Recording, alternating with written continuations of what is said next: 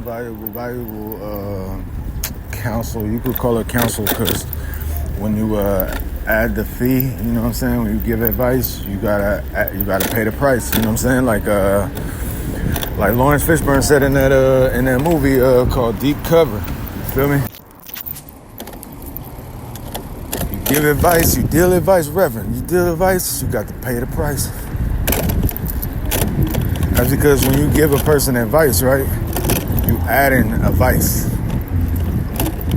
Most likely you suggest them to do something that you don't really fully even understand it for sure is the correct answer, or you could just be leading them wrong, or you're going out of your way to give somebody something when you information about something when you're not even fully clear on the ins and the outs of what it is that you think that you know that you're advising them on. So if something bad comes about as a result of you giving them bad advice, then you know what I'm saying, then it's gonna be on you too.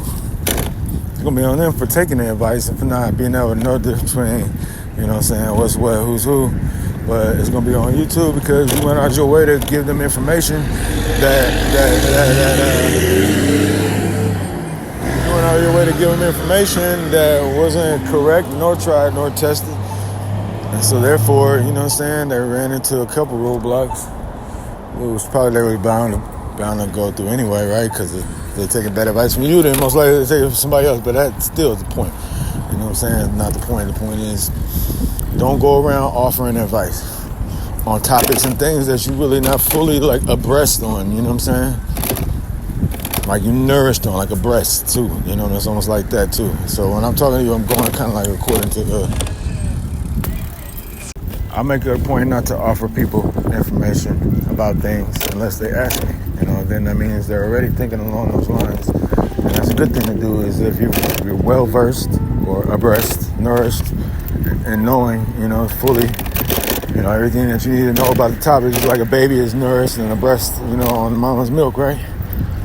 See, so when I'm telling you these things, I'm talking to you like in a different type of way, where you understand on multiple levels.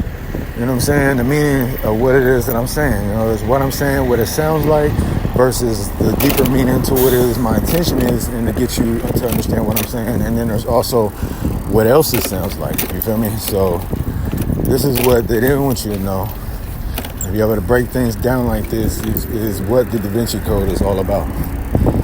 And the Da Vinci Code has been understood, but they never wanted to really fully get you to understand it because then you can unlock the meanings of things, you know, and be able to decipher what a person is really saying versus what it is that they want you to hear, you know what I'm saying? And therefore, nobody could get over on you, lie to you. We already got all these senses already, but, you know, you got to cultivate them. And so this is one way of doing it outwardly is through understanding the tones of language and etymology and linguistics and stuff like that.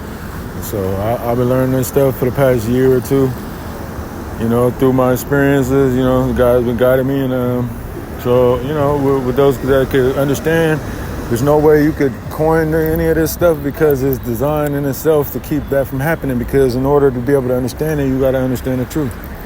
And so this is not for money, you know what I'm saying? This is for this is doing God's work, speaking God's gospel. So, hey, I'm going to holler at y'all later, though.